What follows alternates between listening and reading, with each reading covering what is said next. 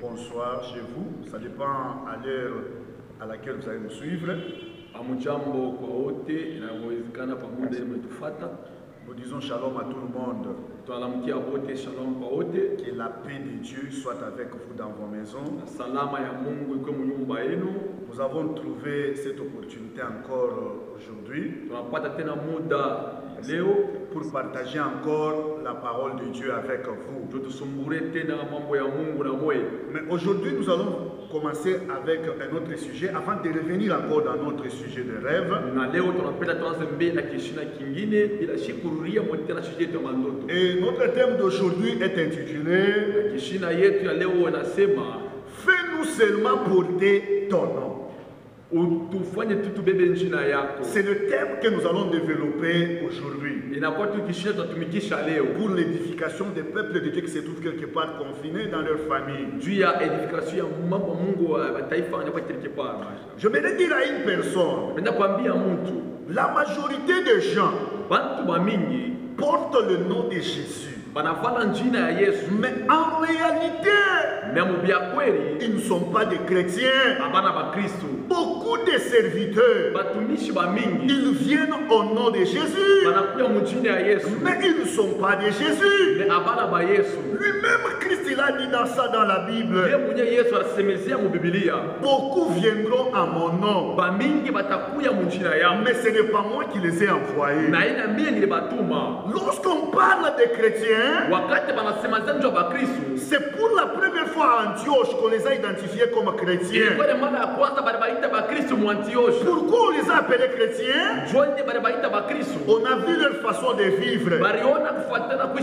On a vu leur façon de parler. On a vu leur façon de se comporter. Et on les a identifiés comme chrétiens. C'est comme quand on parle des lumumbistes. Quand on parle des moboutistes, ça veut dire quoi? Ce sont des gens qui marchent selon la philosophie, selon la politique, selon l'idéologie de Lumumba. Et on les appelle les lumumbistes. Et on les appelle les moboutistes.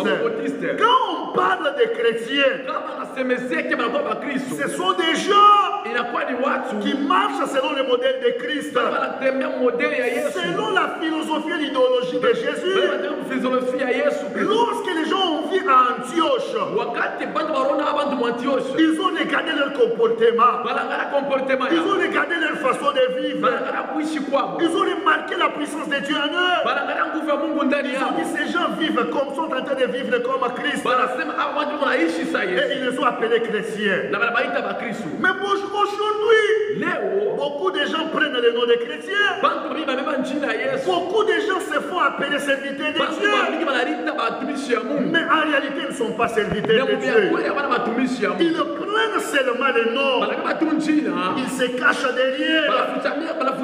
Mais en réalité, ils ne sont pas des chrétiens. Maintenant, le prophète Esaïe, c'est le prophète qui a beaucoup parlé sur Christ. Il a beaucoup parlé sur le Messie. C'est le verset que nous allons lire maintenant. Alors nous tous, vous pouvez récupérer votre Bible. Vous pouvez récupérer votre Android. Vous allez aller dans Esaïe 4, le premier verset. Écoutez ce que la Bible est en train de dire. Et cette femme saisiront en ce jour un seul homme et diront, nous mangerons notre pain et nous nous vêtirons de nos habits. Fais-nous seulement porter ton nom. Enlève notre opprobre. Si je vais un peu retourner maintenant détail par détail, ligne par ligne dans ces versets, pour dégager le message que Dieu m'a donné ce matin pour toi. La Bible dit ceci. Et cette femme,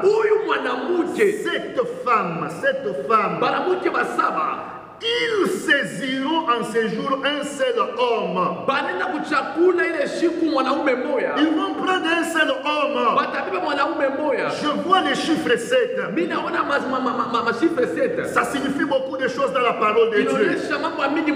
Je vois la perfection. Je vois le repos.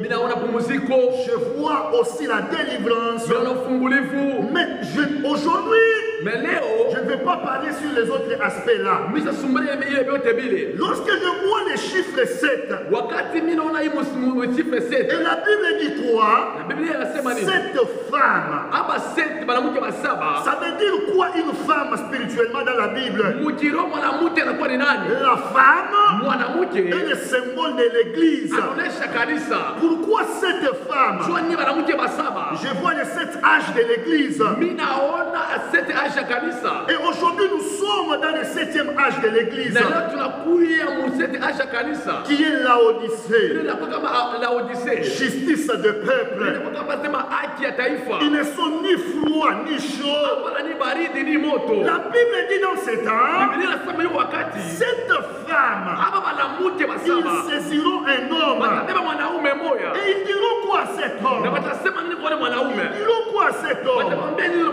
Ils diront ceci: nous mangerons notre pain. Or le pain symbolise quoi dans la parole? Dans la parole, le pain est le symbole de la parole de Dieu. C'est le symbole du corps du Christ. Lorsqu'ils disent à cet homme, toi, nous allons porter seulement ton nom,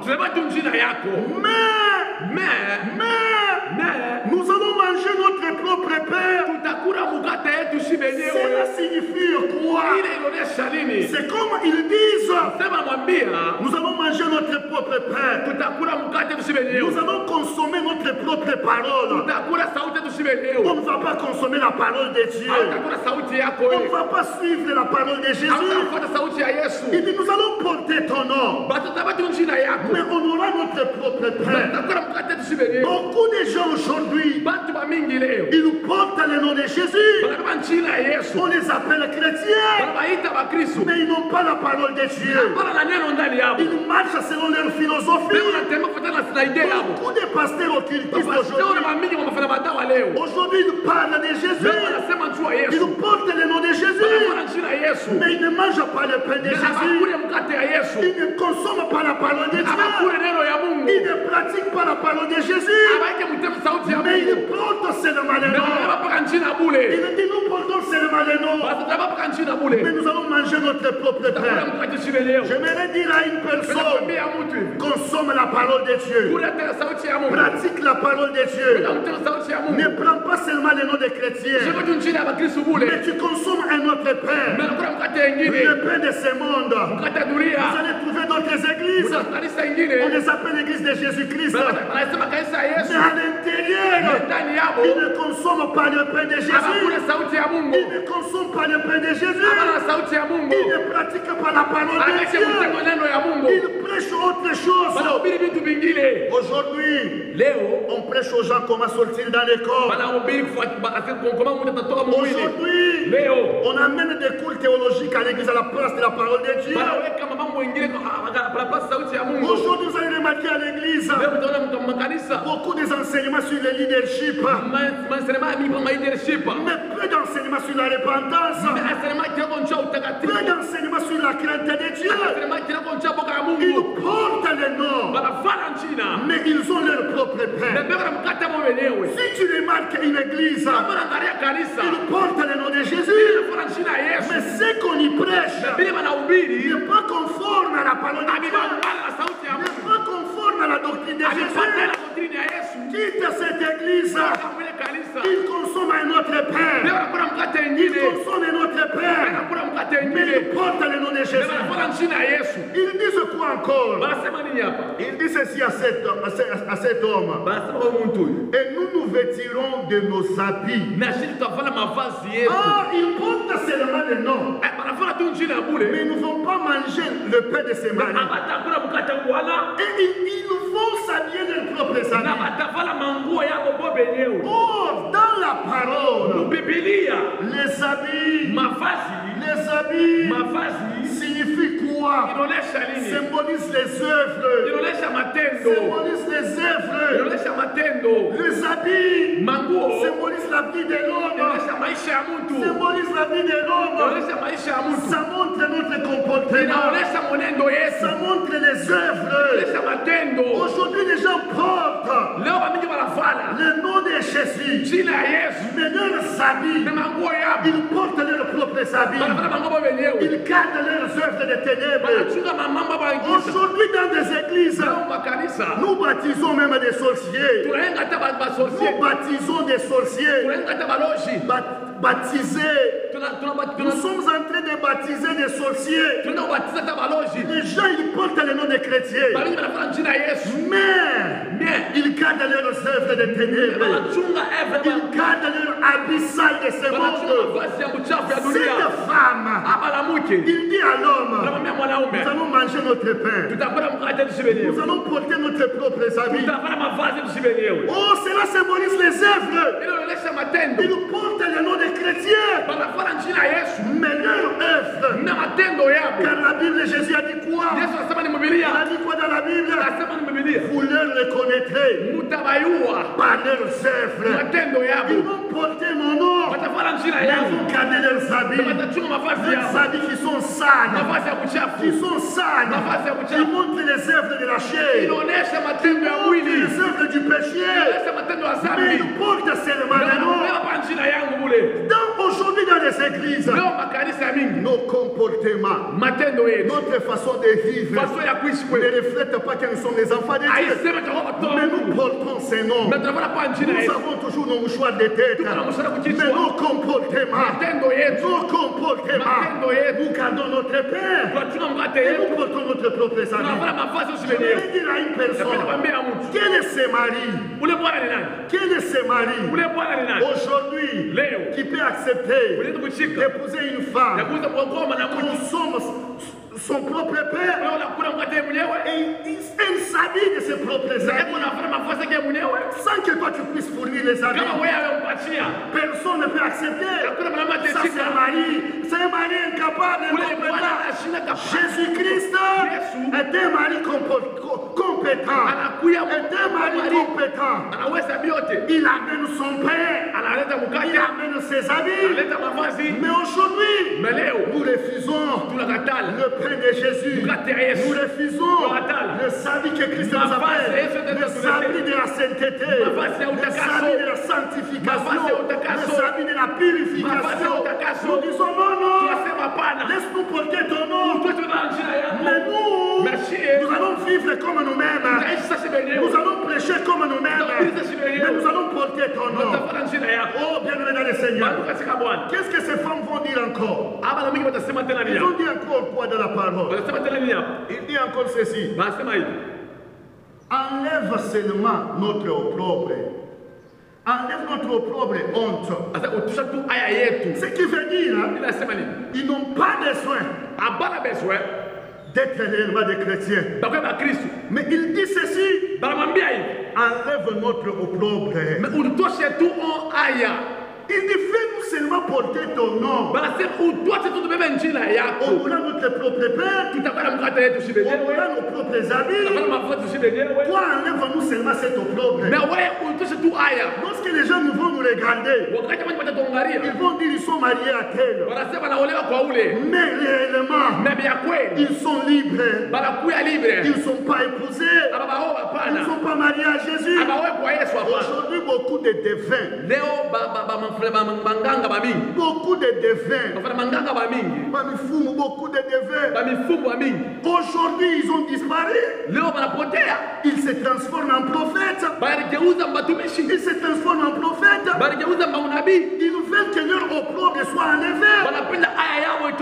Ils ont honte de se présenter comme devins.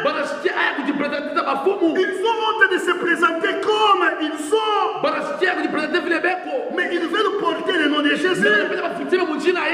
Et le nom de Jésus leur couvre seulement, leur sert seulement.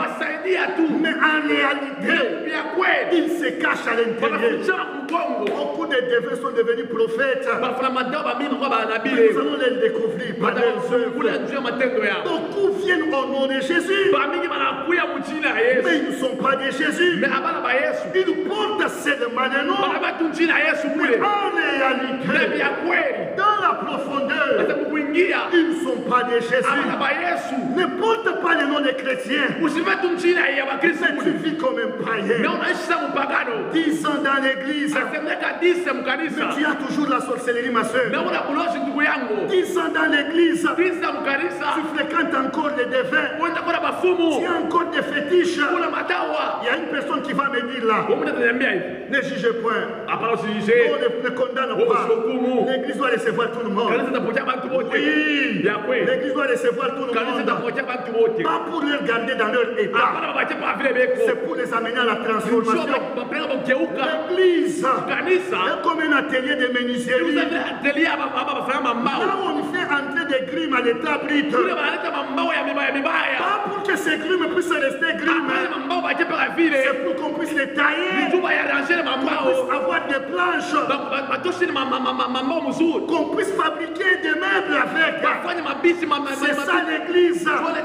Viens avec la sorcellerie, viens avec l'impudicité, viens avec l'ivrognerie, mais tu ne vas pas rester le même. C'est le Dieu reste le même. Toi tu ne vas pas rester le même. À travers la parole prêchée à l'église, tu seras transformé. Ne porte pas seulement le nom. Laisse-moi te révéler une chose. Tu peux frauder dans toutes les autres choses. Tu peux frauder dans toutes les autres choses, mais on ne peut jamais frauder dans la foi. Tu peux tromper dans toutes les choses, mais on ne peut jamais tromper dans la foi. Car à la fin, on saura qui tu es. Je vais te donner cet exemple. Cette illustration va beaucoup édifier une personne. Il y avait quelque part, dans un village quelque part, ils avaient organisé c'était une fête des hommes chauves. Et on a dit, nous allons inviter tous les hommes chauves du village. Nous allons inviter tous les hommes chauves de la ville. Nous allons organiser une fête, nous allons nous réjouir quand nous sommes des chauves. Ils ont commencé à lancer des invitations aux hommes chauves. Une personne a écouté cette information. Il dit, ces gens ont beaucoup d'argent. Ils vont faire une grande fête des hommes chauve. Il dit, moi aussi je vais m'improviser, je vais me faire aussi chauve. Il est allé au salon de coiffure. On l'a coiffé aussi. On l'a rendu aussi chauve. On l'a rendu aussi chauve. On l'a rendu aussi chauve. Il a reçu aussi l'invitation. Il dit, ce jour-là je vais aussi y aller. Et ce jour-là, tout le monde arrivait à la porte. Il y avait des gardes à la porte. Les sécurités étaient là-bas. Tu montais ton invitation. Tu te regardes si tu es chauve. Si tu es chauve, tu peux entrer. Tout le monde entrait. Tout le monde entrait. Cet homme aussi est entré. Il est arrivé à la porte. Il a monté son invitation. On a touché aussi à la tête. Il était aussi chauve. Mais il n'était pas d'origine chauve. Il est entré dans la fête. La fête a commencé. Les gens buvaient le prenaient. Les gens se réjouissaient. Ils disaient, nous sommes chauves. Aujourd'hui, devenir chauve est devenu une fierté. Ils étaient en train de chanter. Alors l'organisateur de la fête a dit ceci. Il dit ceci. Il dit ceci. On ne va pas faire seulement une seule journée. Nous allons faire un mois de la fête. Alors ils étaient tous des chauves. Ils étaient à l'aise. Ils étaient à l'aise. Cette annonce ne les inquiétait pas.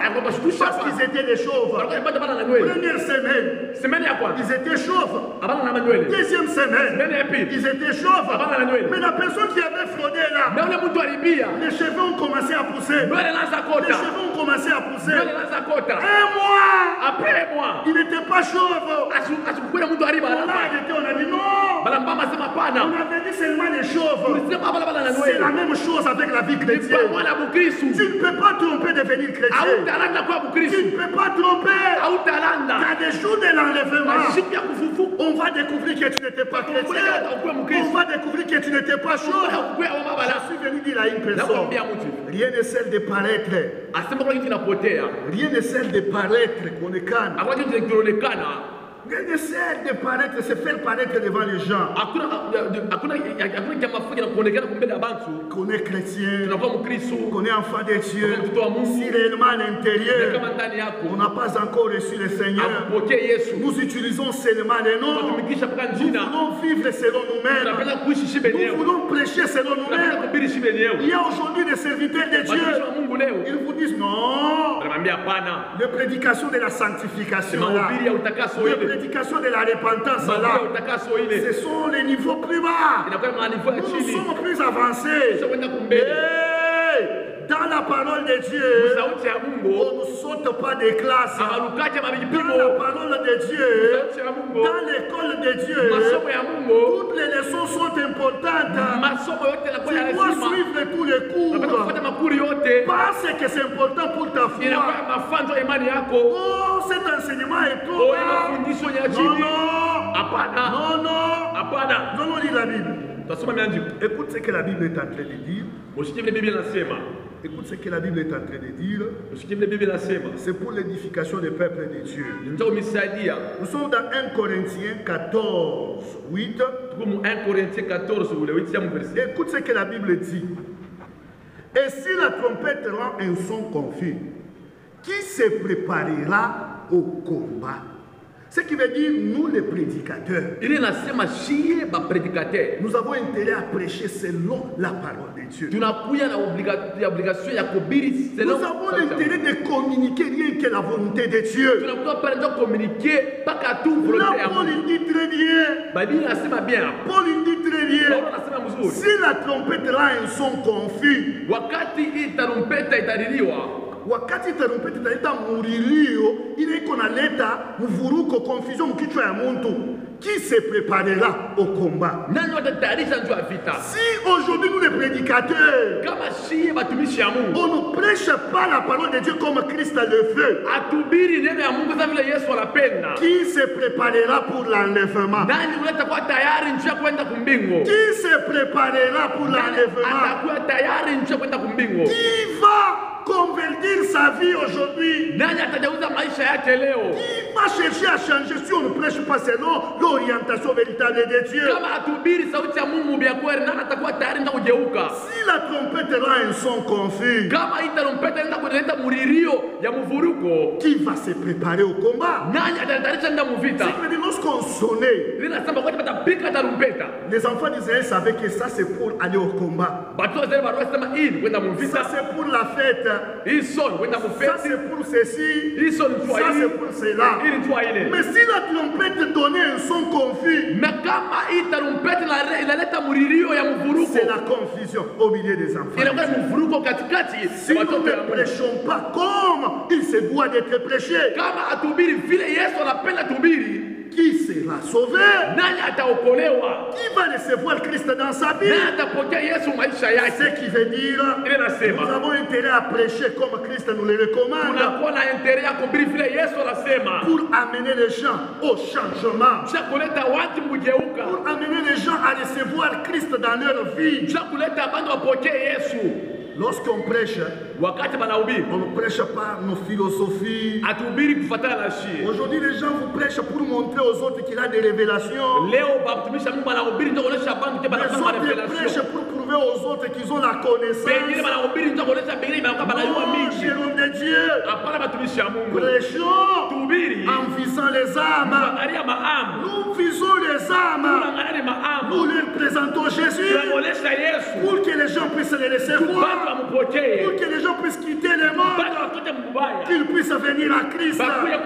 On ne prêche pas, on ne fait pas de vidéos pour que les gens puissent te remarquer, pour que les gens puissent dire qu'il connaît beaucoup, pour que les gens disent qu'il a la connaissance. Mais nous prêchons pour amener les hommes à Christ, pour orienter ceux qui ont déjà cru, pour les fortifier dans la foi, pour nous encourager à persévérer, à continuer à marcher dans la crainte de Dieu. Toi qui m'as suivi, toi qui m'as suivi, je te demande une chose. Ne porte pas seulement le nom. On t'appelle chrétien, mais tu portes seulement le nom. Toi tu es sorcier. Tu connais très bien ton état, car chacun est prophète de lui-même. Toi-même tu connais. Il est grand temps maintenant. Donne ton cœur à Jésus. Il frappe à la porte de ton cœur. À travers ce message, un jour, ça ne sera pas coronavirus. Un jour, ça sera le retour du Seigneur. Ouvre ton cœur. Ne porte pas seulement le nom. Toi qui as des fétiches, tu as baptisé avec des sirènes. Tu as baptisé avec des esprits des eaux. Tu as fait des alliances avec les esprits des l'air, avec des esprits des montagnes et des forêts, pour être aujourd'hui un grand serviteur, pour réunir la masse. Je te dis, ne porte pas seulement le nom. Abandonne ces choses. Répands-toi. Répands-toi. Répands-toi. Il est disposé pour te laisser voir et pour t'amener dans la lumière. Tes ténèbres à la lumière. Tes ténèbres à la lumière. Cette exhortation vise une personne qui a passé beaucoup des années dans l'église. Tout le monde te connaît comme chrétien, mais les gérants des hôtels ne te connaissent pas comme pasteur. Ils te connaissent comme un client. Il est temps de se repentir. Ne portons pas seulement les noms. Tout le monde va te dire ici à la cité: je suis chrétien, je suis chrétien, mais le comportement, les œuvres nous prouvent que le cœur est loin de Jésus. Je vais dire à une personne, il est temps de recevoir le Seigneur. Il est temps de recevoir le Seigneur. Tu peux tromper tout le monde, mais tu ne vas pas tromper ta propre conscience. Tu ne vas pas tromper le Seigneur Jésus de Nazareth. Tu peux tromper tout le monde. Tout le monde peut te connaître